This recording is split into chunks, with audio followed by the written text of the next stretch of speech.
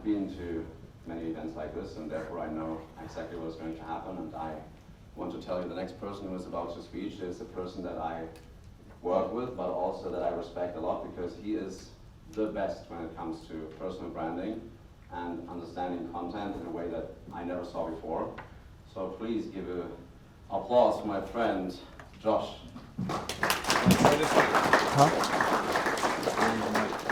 And while he's getting his mic, please make sure you write stuff down, okay?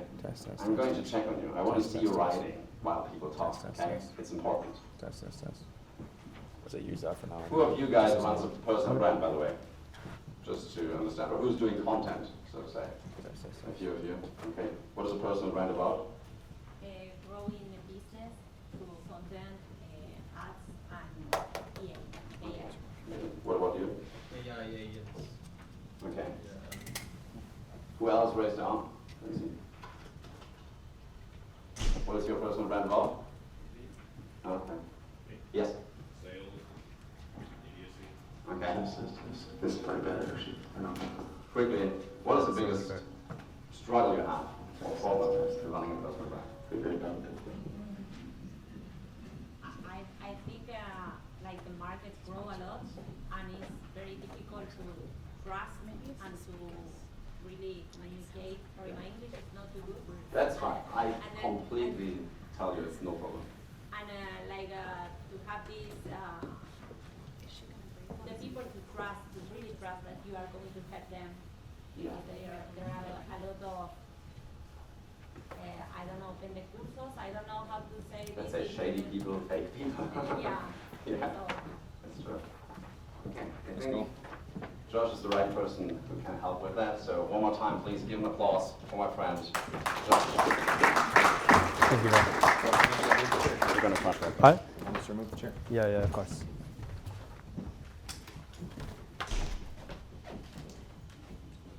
All right, cool. Hey guys, it's good to see you all today at Copenhagen. I'd like to give a huge shout out to James and his team and Christian for the kind words, and to also be the very first person to present at this mastermind.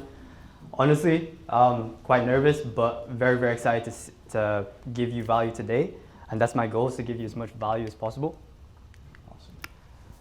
And just to introduce myself, my name is Joshua Bissett, and building a personal brand has changed the trajectory of my life, amplified my business, and has allowed me to work with multiple people in the space who are industry leaders. For example, built an amazing network, attracted dream clients that have become lifelong friends, moved into my dream apartment, and built a team of A players willing to wake up every single day for me to strive towards our goals together. But yeah, also scaled my personal brand to 6 figures a month with just 11,000 followers, purely organically, no ads were run. But today, I'll be going over the art of personal branding, why every market is commoditized and personal branding is the only way out, the 3 pillars of a high brand clarity score, the content workflow that makes it scale, and the ecosystem that compounds your brand into revenue. Now, before we go into things, I want to look at these 2 shoes. What's the difference? One is around $95. The other, it generates $800 million in revenue every single year, and it's iconic. This one, half the price, not as popular, right? They're both inherently the same thing. They serve the same purpose, they're exact same color, and they're probably made in the exact same factory. And there's also multiple other companies producing like a white shoe as well, an all white shoe. So the product is a commodity. So why is one valued more than the other? Branding. But what does that mean for us? Well, whatever we choose to sell, or whatever the value we choose to give, someone else can give the exact same thing. They can produce the exact same outcome, and they can provide the exact same value, right? So if that's the case, why would someone choose to move forward with us or listen to you? Personal branding, right? When you have a personal brand, this unlocks a cognitive tendency that I like to call in people authority bias. It positions anything you do or say better than everyone else doing the exact same thing or saying the exact same thing. When you have this, you have the ability to turn opinion into fact. If you think about the biggest personal brands, Hormozy, whatever he says, it becomes fact, and people run through a wall trying to implement what he says, right? When you do this, everything you do carries more weight. People will value you more than the other. So how do we do this? In order to do this, we need to understand brand clarity score and how it's measured. And we achieve this by having good associations, we have to provide good value, and we need to market what others consider desirable, which is the outcome. Have all three, your personal brand is better positioned, it's more of an authority, it's more likable, and there's more trust, and it's one of one, which leads to more business, higher ticket prices, more demand, better talent acquisition, a better network, and more leverage. So I want you to put into perspective, we'll take a look at this graph. Influence is the amount of the influence you have over your audience's buying decisions. Direction is whether they like you, which is away towards, and dislike you, which is away.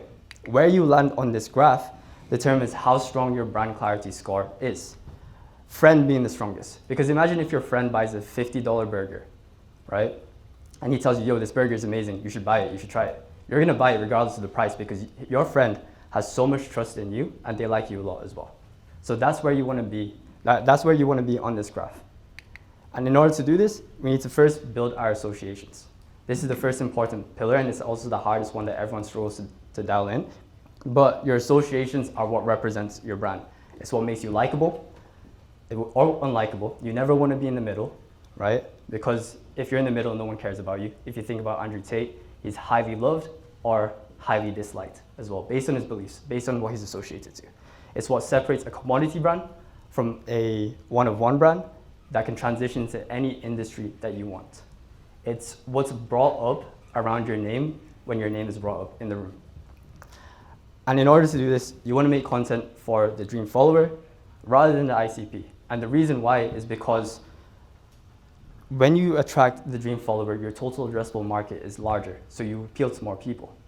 As you guys can see there, the dream follower total addressable market is much larger, but the issue is a lot of people get this confused when I bring it up. They try to separate the two, and they think they're two separate avatars, but they're the exact same. One is just qualification levels, and one is just personal characteristics. And in order to make content for our dream follower, well, before I go into it, building associations in your content isn't to sell. Every piece of content has a different type of intention behind it, whether it's to attract, nurture, educate, or resonate, right?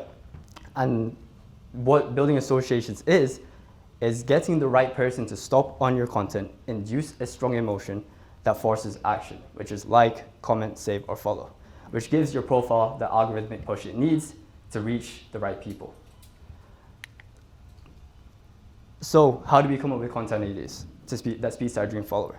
We first need to understand their dreams, desires, and passions, what their deepest fears are, what their stories are, and what are their beliefs. Or if you have existing clients already, or if you're onboarding new clients, ask them, why do you enjoy working with me? What other than the value I provide made you want to work with me? What parts of my personal brand do you resonate with the most? And what pieces of content push you into buying? And why did you choose me over everyone else providing the exact same value? When you have this, you have so many marketing angles to make content around. For example, this is a client that I used to work with back in the day. We came up with all the goals, dreams, and desires our dream followers had, and we made content around those, which has been our best performing videos. The exact same thing here, but this is the workflow. So how do we actually develop a workflow to produce this content at scale? The truth is, don't overcomplicate it. It's as simple as having a point of interest, which is everything that your dream client finds attractive. So it's your marketing angles, the things that you found out from those questionnaires. It's a personal belief that serves the dream client, so it's a belief formed as a lesson, and it's how your content is packaged, right? This determines the amount of views. So here, I have the point of interest of moving into my dream apartment after making $100,000 a month. The belief and lesson is you want to design your life and you want to embody the identity of a high-level business owner.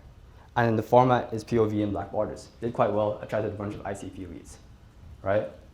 And the belief serves a very important lesson. The belief determines who you attract. Because you kind of have to think of content like a funnel. The top is very broad because everyone wants to move into a dream apartment, but the value I'm giving is very niche. I could say, if I was trying to sell to the average 9-to-5er, I could have said, hey, this is your sign to leave your 9-to-5 and go all in on your hustle. But no, my belief served who I was trying to speak to, and that determines who stays on my video. And that will get pushed out by the algorithm will push it out to those people, right? So this isn't actually enough to build a strong personal brand. Right now, you're only light, but you have no influence on your audience's buying decisions. They don't see any value in you. So how do we give value? We need to understand everyone's unique problems, the desired outcomes, and their current situations. And this isn't just writing down their characteristics on a document and forgetting about it. That is what everyone does. And I noticed that they just forget about it. They don't even use it. We need to collect this data from research through our sales teams, our client one-on-ones, and client accountability forms. If you're running a successful business, you need to have your content team, your marketing team, your sales team, and your fulfillment team all working as one. If they're all working separately, you're not going to be able to scale your business and you're throwing darts in the dark. So every week, we got the appointment setter to send us every biggest pain point that our ICP was struggling with. We got them to send the most watched YouTube videos that our ICP is watching, and we got to send them the current stage of business that they were in right at this current point in time.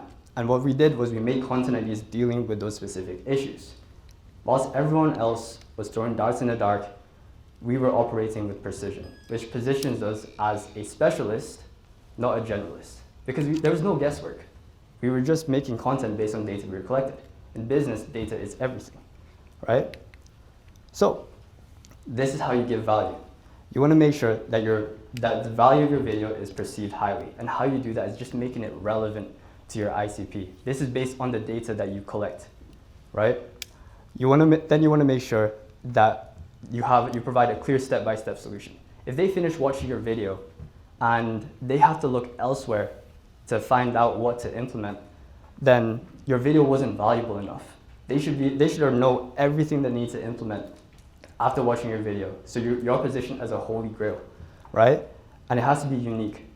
Like I said, there's only so much value you can give, but your value has to be better explained. It has to be easier to understand, and it has to be positioned as way more effective. It's all about how it's perceived, and you do that with making sure it's relevant and collecting data and understanding your ICP, right? And then it has to be viewer debatable. Can they trust it? Is it backed by proof? Can they see themselves doing it as well? And is it even worth them doing? So that's proof and case study in yourself or a client, right? So this is the workflow. You'll notice between every single workflow, it stays the same. Just the first two parts change, but the format is the most important aspect.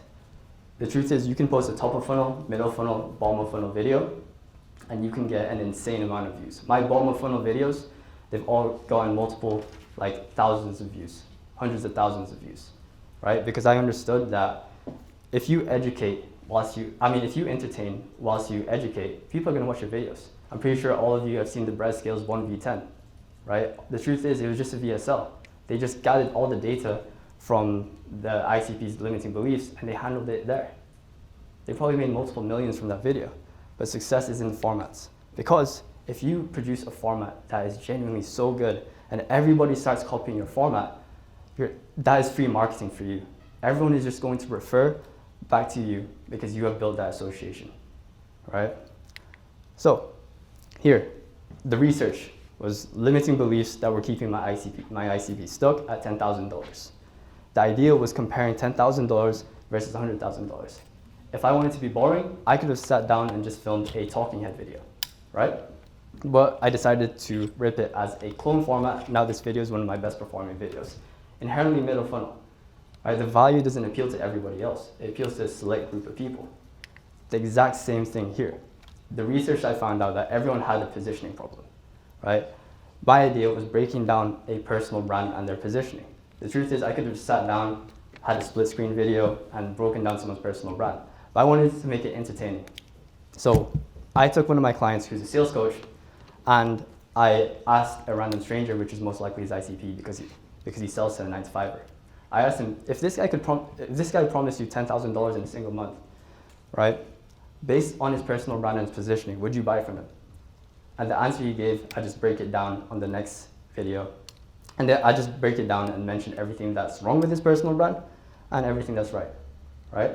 But it's a very entertaining way to get your value across. And it's how you get your value to stick as well, because everyone is providing the same value, right? And if people start copying the street interview, then my name is always going to be associated to it as well, right? Now that they like us and they see value, how can we achieve full authority bias and have high brand clarity score?